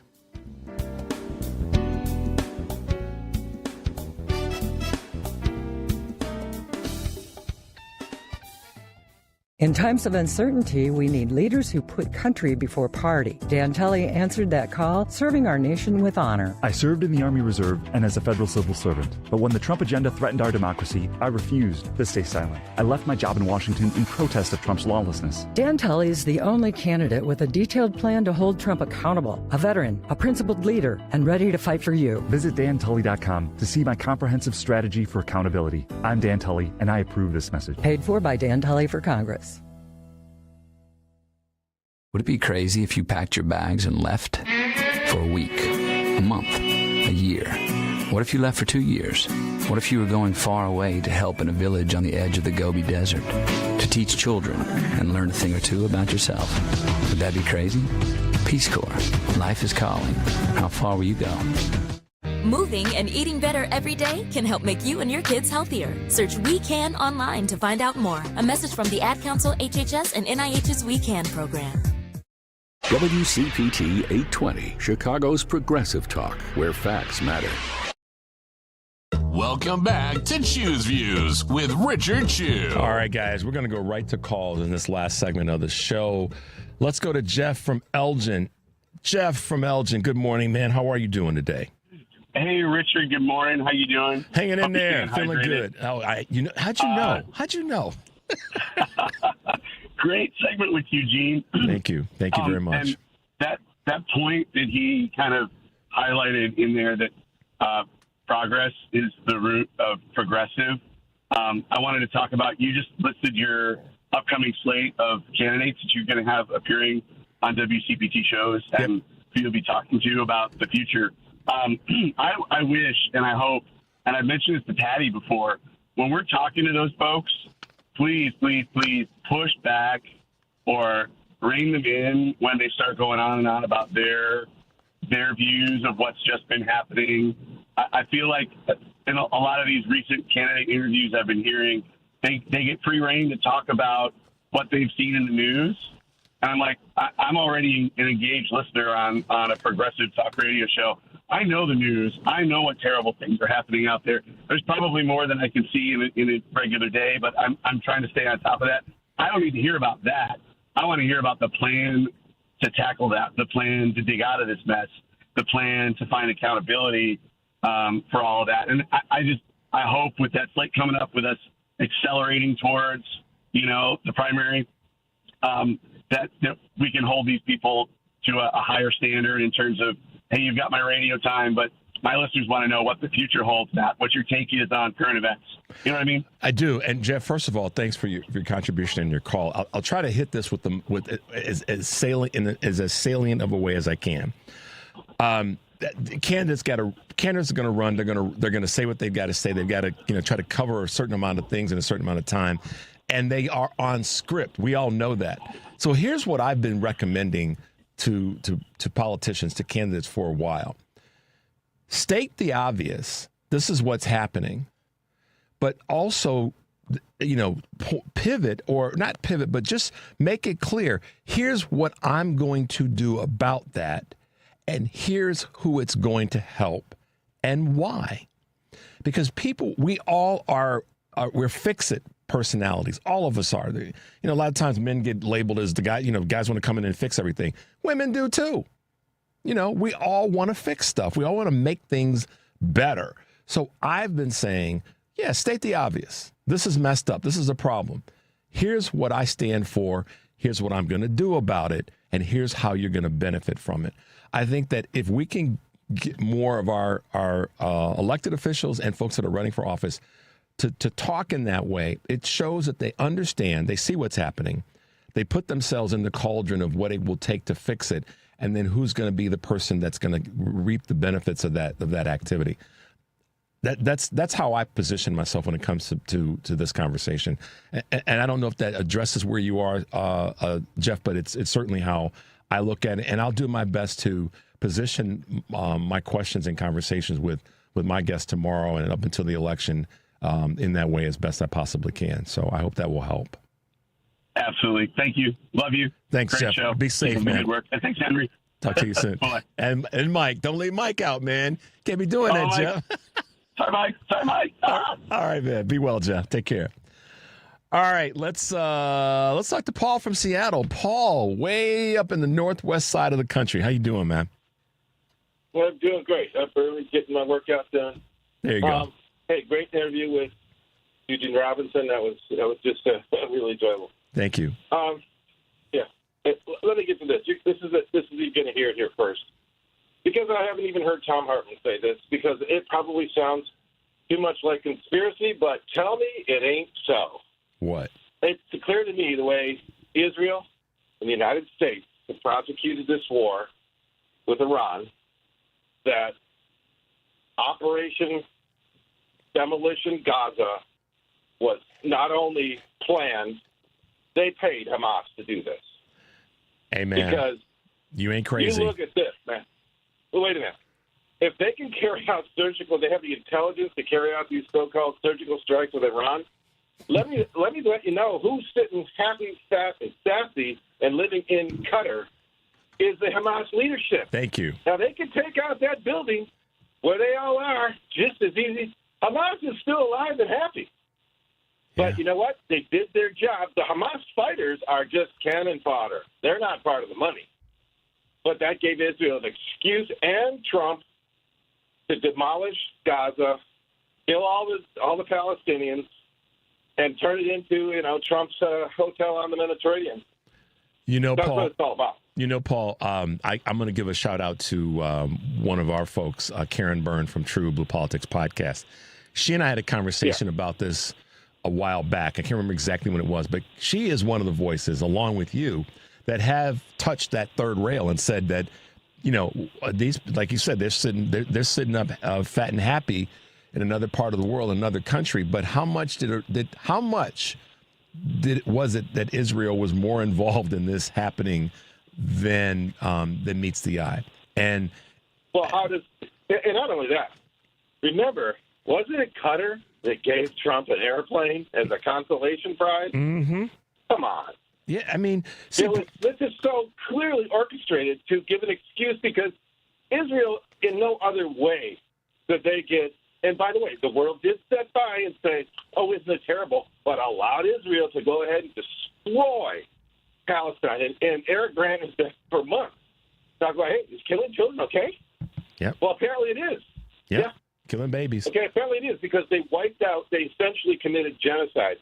The nation that was created because they were subject to genocide is now committing genocide. Yep. And I'm sorry. You can call me anti-Semitic. I know that I'm not. But Israel is a bad actor. I'll tell you, let me list the bad actors in the world. Russia, Israel, Saudi Arabia, the United States. Yeah. Like I said, Paul, earlier this week, and we got to bounce to grab a couple other quick calls. Yep. If the rules are clearly defined, then somebody should be coming to take out and take down Donald Trump for the same reasons that he wanted to he's taken out and taken down other leaders of late. So, Paul, thanks, man. You know I appreciate your call and also your brain. Go get that workout in. We appreciate all that you do. Take care. All done. Hit the showers. All righty, man. Bye-bye. Sam from Pittsburgh. Hey, good morning, Sam. Thanks for the quick call. What's going on? Welcome to Choose Views. Good morning, Richard. Long time, first time. I heard, and I don't know if it's true, I haven't had a chance to verify yet, but I was led to believe that somehow the quote-unquote return of tariff money, some of those rights, if you will, have been bought up by larger companies. Is it a debt that can be bought in that manner? Wow, you're a little bit ahead. I don't want to get ahead of my skis on that. Paul, I'm sorry, Sam, I'm going to ask you to do me a favor. Will you email me that question, and then I can do some appropriate research, because I don't want to say the wrong thing. I know what you're talking about, but I want to try to get it as right as possible. My email is richard@WCPT820.com. If you will email me, I promise you I will dig into that to get some more cogent information. Is that fair? Roger. Absolutely. For sure. Roger that. All right, man. Sounds like you're driving, so please be careful on the road. And send me that email. Let me know it was you, and I'll look into it, okay? I definitely will. Thank you much. Thanks, well. All right, bye now. Have a great day. You too. Bye-bye. All right, she's back. It's Mary Pat. Mary Pat got something to say, y'all. We're going to let Mary Pat have the last minute of the show. What's going on? Good morning. Oh, my goodness. Well, thank you, Richard. I want to encourage everybody to call the U.S. Capitol switchboard today and ask for your senators. You got to tell them two things. The SAVE Act crap is just that, crap. It's not saving anything. It's not protecting our elections. And you got to tell the Senate to hold fast and vote no on it. The number is 202-224-3121. Got it. So make sure you call your 204-221-3121. senators today. And the emails and social media messaging to senators' offices aren't going to cut it this time. We got to burn up the phone lines. Yeah, that is true, Mary Pat. And thanks for the reminder. Thanks for the number. And keep reminding us, Mary Pat, if you got a call every day, we will get you on to make sure that we are doing the work. Hey, Mary Pat, are you commuting right now? You bet I am. Well, keep both hands on the steering wheel and drive carefully, because I know it's wet out there today. All right. Thank you very much. All right. Be well. We'll talk with you soon. All righty. Bye-bye. Bye-bye. Yeah, that's Mary Pat. She's like, listen, y'all, we got to do this. And she's right. Make those phone calls. Be involved. Everybody that we've talked to is saying the same thing. We got to be involved. We got to be plugged in. And Sam, as a reminder, the email is richard@WCPT820.com. Send me the reminder about the situation, and I will dig into it to see what I can find out, and we'll talk about it. Stay tuned for the Stephanie Miller Show, and thanks again to Eugene Robinson for being with us, Kurt Mullett, and Jake Guyette for being with us. Take a deep breath and make your life count. We'll see you tomorrow.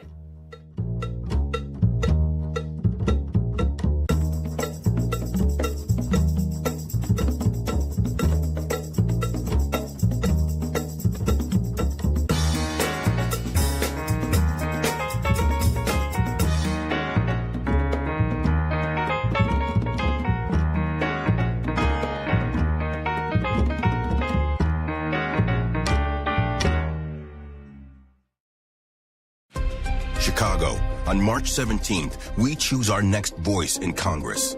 LaShawn Ford's record, disqualifying. LaShawn Ford was indicted and convicted by President Obama's Justice Department for tax fraud. And that's just the start. While we were struggling, LaShawn Ford was getting rich in real estate, ripping off working people and evicting families in need. Then Ford voted to raise our taxes by 32%, one of the biggest tax hikes in Illinois history. All while skipping out on paying his own taxes and voting to give himself multiple raises. LaShawn Ford sticks us with higher taxes while he gets a deal. We can't afford another self-dealing career politician in office. LaShawn Ford is not who we need in Congress. Paid for by Fair Shake and not authorized by any candidate or candidates committee. Fair Shake is responsible for the content of this advertising. www.fairshakepack.com.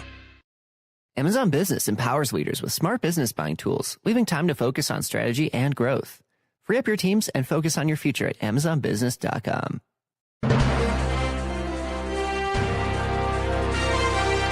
AP News, I'm Mike Hempen.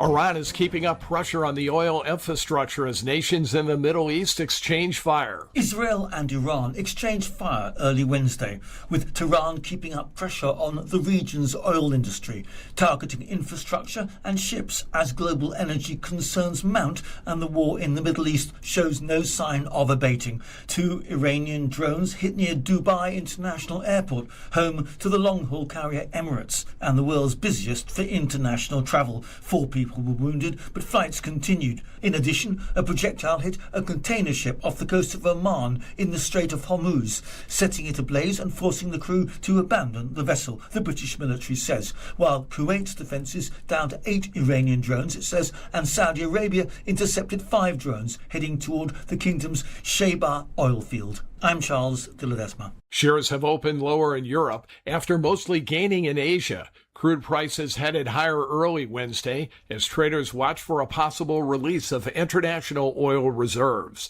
North Korean leader Kim Jong-un and his teenage daughter have observed tests of strategic cruise missiles fired from a warship as North Korea threatened responses to U.S. South Korean military drills. Images sent by state media show the 2 of them in a conference room watching the firing on a screen, but the report does not mention Kim's daughter.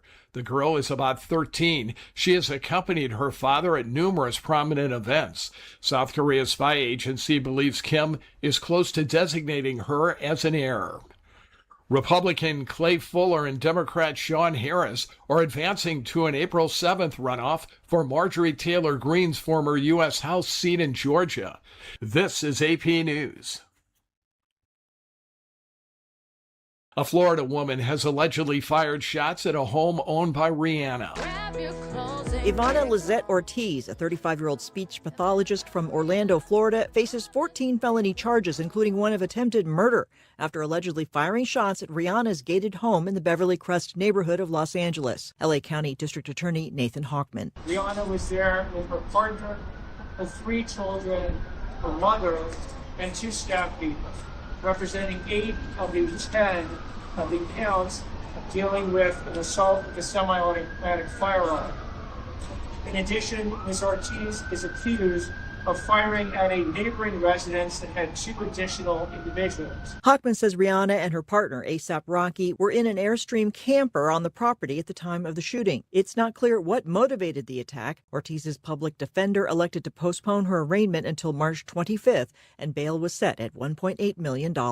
I'm Jennifer King. I'm Mike Hempen, AP News. This is 820 AM, WCPT Willow Springs, and streaming worldwide at WCPT820.com. We are Chicago's progressive talk, where facts matter. Now, your WCPT 820 weather update. From the Weatherology Weather Center, I'm meteorologist Jennifer Wojcicki. We'll see periods of rain showers here for today, then possibly mixing with some snow here late. With cloudy skies, temperatures steady early, then slowly falling throughout the day. Breezy southwest winds of 15 to 20 miles per hour, gusting as high as 30. And then for tonight, we'll see decreasing clouds, a low near 29. By Thursday, increasing cloud cover, high around 47 degrees. That's your latest Chicago weather update. Currently, it's 39. This is Chicago's Progressive Talk, 820 AM, WCPT Willow Springs, and online at WCPT820.com, where facts matter. Jose and Laura came to Brookfield Tax Planning worried about their taxes. After their free, no-obligation tax reduction review, they discovered they'd been overpaying $8,100 every year for 28 years. That's $227,000 of hard-earned money gone forever. Why? Jose and Laura's financial advisor did nothing to reduce their taxes, and their accountant records history after the year ends when it's too late to use legal, proactive tax reduction strategies for business owners and retirees. 94% of Brookfield's clients discover they've wasted thousands for years due to passive advisors. Brookfield Tax Planning reviews your returns free and can show you how much you're overpaying, how to plan ahead now to stop it. You risk nothing. But this may be the most profitable hour you'll invest all year. Call Brookfield Tax Planning at 708-485-3439 or visit BrookfieldTaxPlanning.com. That's BrookfieldTaxPlanning.com. My name is Annabelle Mendoza, and I'm running for Congress in Illinois' 7th District because our communities deserve leadership with courage. Leadership that will never take a penny from dark money, APAC, or corporate PACs and will fight 10 toes down for the people of this district. ICE has operated with zero accountability, tearing families apart, destabilizing small businesses, kidnapping U.S. citizens and our neighbors, and wasting billions of our taxpayer dollars to do it. As a lifelong Chicagoan from the Southwest Side and an immigrant rights organizer, I've spent my career on the front lines, organizing with working families to take on powerful interests. I understand the urgency of this moment and the consequences of losing. That's why I'll fight to put us first, to lower the cost of living, bring real investments back to our district, get special interests out of our politics, and abolish ICE. Everyday families are the heart of our communities. Punch 37 and vote Annabelle Mendoza for Congress. Paid for by Annabelle for Congress. I'm Annabelle Mendoza, and I approve this message. The Sports Cubicle. Economics professor at Smith College, Massachusetts, Andrew Zimbalist. When Chicago is approached, or Illinois is approached, for new public funds to build yet another stadium, it shouldn't be, hey, this is going to be an economic boon for the city. It's not going to be. It should be, how much is it worth to us culturally to keep these teams here? The Sports Cubicle with Mike Mercado, Devin Tingle, Dan Marver, and Paul Shivari. Sunday nights, 9 p.m. on WCPT. The Sports Cubicle. I could say the Bears' all-time leading scorer. I could say 18-year NFL veteran. But for now, I think I'll just say he's the head coach at Rolling Meadows. He's Robbie Gold. What made you go from playing football to coaching? I was coaching at another high school. Fell in love with coaching. Football is a part of who I am, but it's also an opportunity for me to be able to give back and give these kids an opportunity at Rolling Meadows High School to understand what they could do as a group. The Sports Cubicle. Sunday nights, 9 p.m. on WCPT. This is